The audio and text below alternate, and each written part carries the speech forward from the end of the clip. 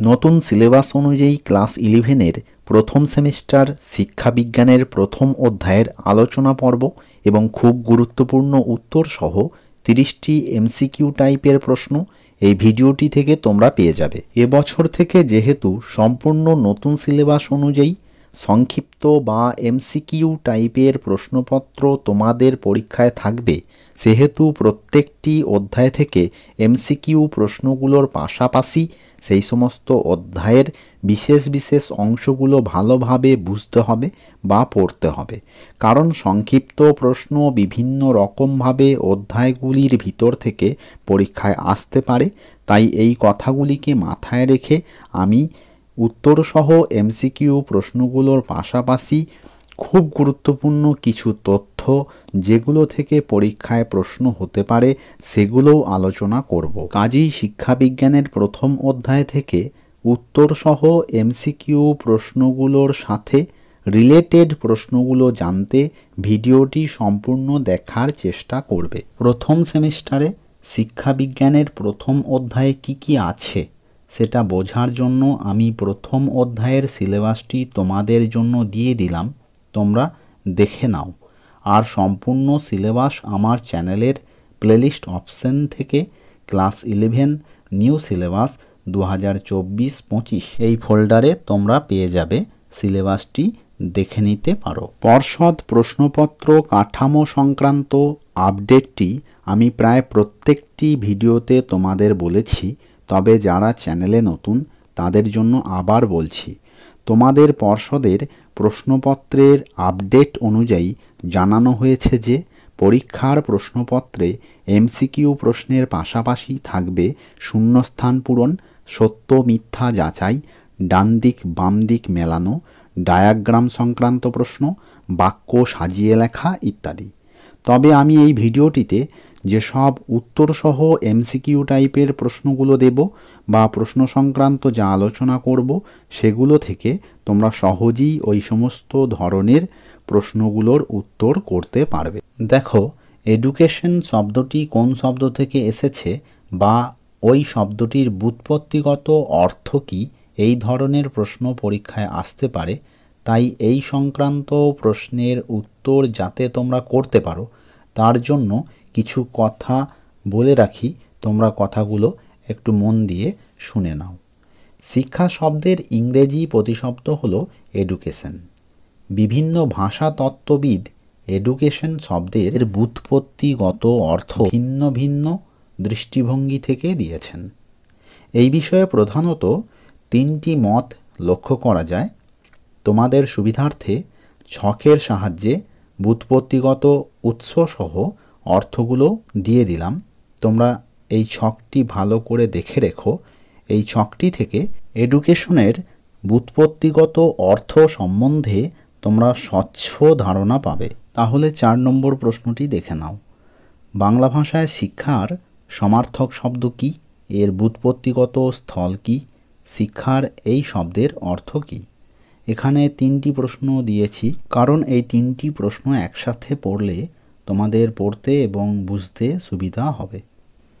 5 নম্বর প্রশ্ন, স্বামী বিবেকানন্দ প্রদত্ত শিক্ষার সংজ্ঞা দাও। এর উত্তর হলো, স্বামী বিবেকানন্দের মতে শিক্ষা হলো শিক্ষার্থীর অন্তর্নিহিত সম্ভাবনার পরিপূর্ণ বিকাশ। 6 নম্বর প্রশ্ন, শিক্ষা হলো শিক্ষার্থীর দেহ, মন ও আত্মার পরিপূর্ণ বিকাশ। কথাটি কে বলেছেন? এর উত্তর হলো গান্ধীজি।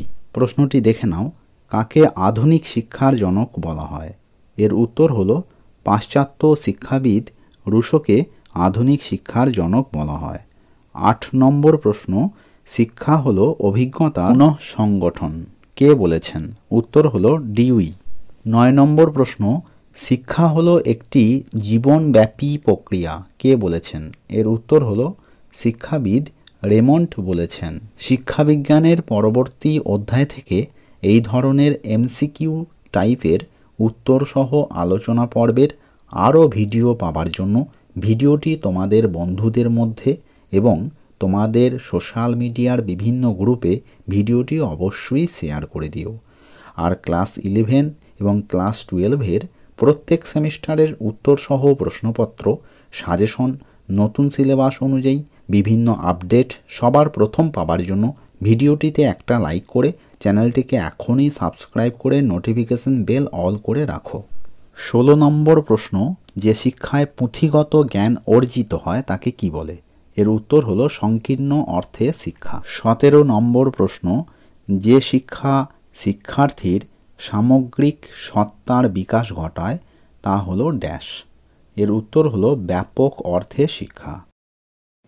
তোমাদের বোঝার সুবিধার্থে সংকীর্ণ অর্থে শিক্ষা এবং ব্যাপক অর্থে শিক্ষা সম্বন্ধে কিছু কথা বলে রাখি। প্রথমেই সংকীর্ণ অর্থে শিক্ষার কথা বলি। সংকীর্ণ অর্থে শিক্ষায় শিক্ষকরা একটি নির্দিষ্ট পরিবেশে ছাত্র ছাত্রীদের শিক্ষাদান করে থাকেন এবং শিক্ষার্থীরা তা গ্রহণ করে থাকে।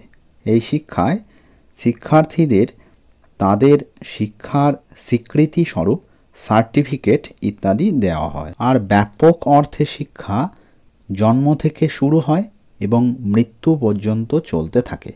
এই শিক্ষায় যেমন কোনো শিক্ষা প্রতিষ্ঠানের প্রয়োজন হয় না, তেমনি এই শিক্ষায় কোনো পাঠ্যক্রমেরও প্রয়োজন হয় না। 19 নম্বর প্রশ্ন, শিক্ষা হলো জ্ঞান অর্জনের প্রক্রিয়া, এটি কী ধরনের সংজ্ঞা? এর উত্তর হলো সংকীর্ণ অর্থে শিক্ষার সংজ্ঞা। 20 নম্বর প্রশ্ন, ব্যাপক অর্থে শিক্ষার একটি বৈশিষ্ট্য হলো ড্যাশ। এর উত্তর জীবনব্যাপী প্রক্রিয়া। 21 নম্বর প্রশ্ন, ব্যাপক অর্থে শিক্ষায় শিক্ষার্থীর ভূমিকা ড্যাশ। এর উত্তর সর্বদা সক্রিয়। 22 নম্বর প্রশ্ন, কোন ধরনের শিক্ষায় শিক্ষার্থীর চাহিদার ওপর গুরুত্ব দেওয়া হয় না? এর উত্তর হলো সংকীর্ণ অর্থে শিক্ষায়। 23 নম্বর প্রশ্ন, সংকীর্ণ অর্থে শিক্ষায় কাকে দাতা ও কাকে গ্রহীতা বলা হয়? এর উত্তর শিক্ষক হলেন এই শিক্ষার দাতা এবং শিক্ষার্থী হলো গ্রহীতা। 24 নম্বর প্রশ্ন, শিক্ষায় সজীব উপাদানগুলি কি কি? এর উত্তর শিক্ষক ও শিক্ষার্থী। শিক্ষাবিজ্ঞান সহ অন্যান্য বিষয়ের উত্তর সহ গুরুত্বপূর্ণ প্রশ্নের আলোচনা পর্বের ভিডিওর লিঙ্ক তোমরা এই ভিডিওর ডেসক্রিপশন বক্স থেকে পেয়ে যাবে। ওই লিঙ্ক থেকে তোমরা সহজেই ভিডিওগুলো দেখে নিতে পারবে।